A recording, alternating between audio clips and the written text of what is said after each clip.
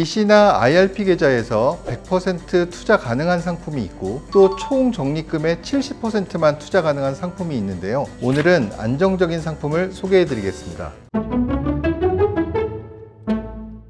연금에 대한 궁금증을 해소하고 연금에 대한 모든 것을 알아가는 곳, 여기는 삼성증권 연금상담소입니다. 안녕하세요. 아나운서 전혜원입니다. 네, 상담소장 권영수입니다. 소장님, 드디어 연금상담소가 5화가 됐습니다. 어떠세요? 연금에 대해서 많이 알게 되신 것 같나요? 진짜 서당계 3년이면 풍어를 읊는다고 하잖아요. 절반 정도 진행을 하게 되니까 이제는 저도 연금에 대해서 어느 정도는 알게 된 것 같거든요. 잘 됐네요. 앞으로도 남은 기간에 더 많이 배우셔서 연금 마스터가 꼭 되셨으면 좋겠습니다. 연금 마스터가 되기 위해서 앞으로도 열심히 배워보도록 하겠습니다. 삼성증권 연금상담소 이벤트 알려드리도록 하겠습니다. 삼성증권 홈페이지 이벤트 게시판에 연금상담소는 영업 중을 찾아오셔서 연금에 대한 고민을 남겨주시면 매월 10분을 선정해서 선물을 드리고 있으니까요. 여러분 많이 참여해 주시기 바랍니다. 자, 그럼 오늘 어떤 사연이 도착했는지 먼저 확인해 볼까요?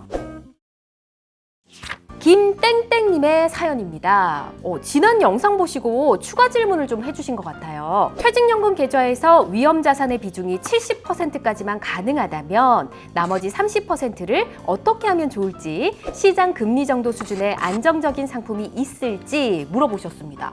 소장님, 어떤 답변을 드릴 수 있을까요? 지난주 내용에서도 잠깐 언급이 됐었는데요. 퇴직연금은 투자 상품에 대해서 한도를 법으로 규제하고 있습니다. 노후를 대비하는 퇴직연금의 특성을 감안해서 상품군별로 투자 가능한 한도를 정해두었는데요. 그게 바로 조금 전에 고객님께서 질문해 주신 70% 룰입니다.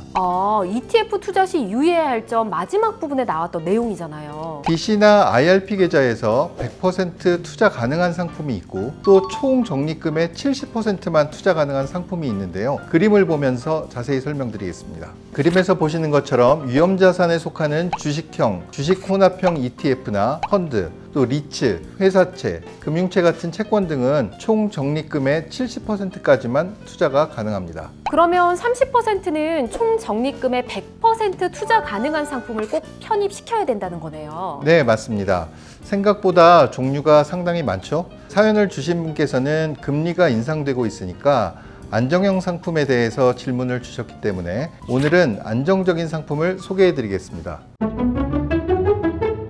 안정적인 상품에는 시중은행, 저축은행 예금 등의 예금 상품과 또 원리금이 보장되는 ELB 상품, 그리고 국고채 등이 있는데요. 다 장단점이 있으니까 하나씩 설명을 드려보겠습니다.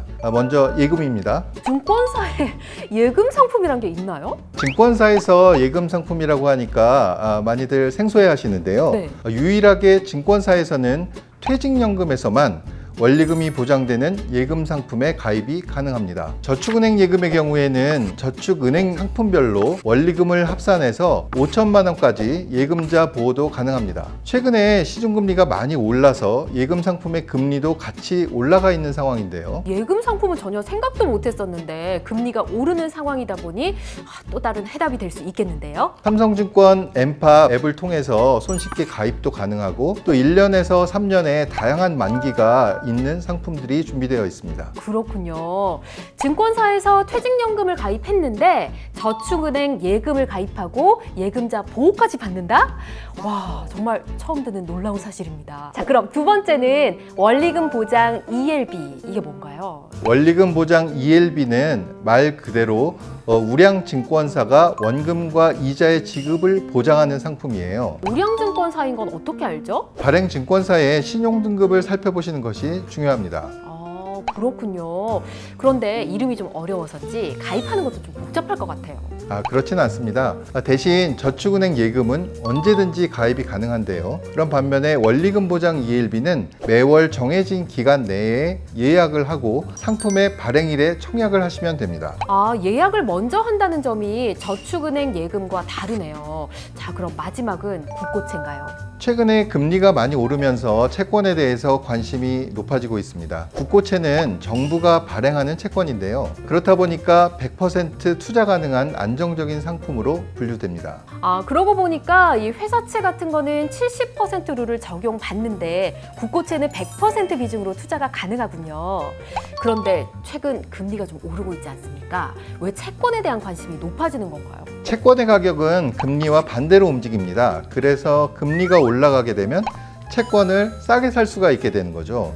알 것 같긴 하면서 좀 이해가 잘 안 가요, 소장님. 쉽게 설명을 한번 해보겠습니다. 채권은 이제 만기가 있고요. 만기에 돌려줄 금액이 정해져 있는 상품입니다. 그러니까 만기에 돌려줄 금액이 100원으로 정해져 있는 그런 채권이 있다고 가정을 해보겠습니다. 만기에 100원이라는 값으로 정해져 있다 보니까 채권 금리가 세전 연 3%라면 97원을 주고 그거를 사야 했던 거죠. 근데 채권의 금리가 5%로 올라가면은 95원에 이걸 살 수가 있게 되는 거거든요. 그래서 금리가 올라가는 지금 같은 분위기에서 채권값이 내리니까 저렴하게 살 수 있어서 좋은 거네요. 네, 그리고 채권은 만기에 돌려줄 금액이 정해져 있다고 했죠. 그래서 채권을 만기 전에 팔지만 않으면 금리가 오르든 내리든 내가 산 채권에는 영향을 주지 않습니다.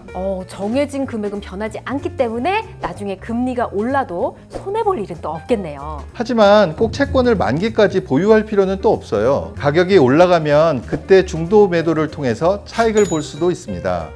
그러니까 만기까지 보유해도 되고 내가 산 것보다 금리가 내리면 만기 전에 매도해서 차익을 낼 수도 있다, 이거죠? 네, 맞습니다. 사연자님이 질문해 주셨던 내용, 금리가 오르는 현재 상황에 퇴직연금 계좌에서 위험자산 비중인 70%를 제외하고 나머지 30%에 투자할 안정형 상품을 알려달라라고 하셨거든요. 지금까지 내용 좀 간단하게 정리해드리면 좋을 것 같아요. DC와 IRP 계좌에서 할 수 있는 안정적인 상품 3가지를 소개해 드렸는데요. 첫 번째는 금리가 높아지고 있는 상황에서 원금을 지키고 또 안정적으로 금리를 얻을 수 있는 시중은행, 저축은행 예금 등의 예금 상품과 두 번째는 우량증권사가 원리금 지급을 보장하는 원리금 보장 ELB, 마지막으로 시중금리가 올라 가격 메리트가 높아진 국고채입니다. 그렇습니다. 이 3가지 모두 100% 투자 가능한 상품인데요. 다 다른 성격을 가진 상품들인 것 같습니다.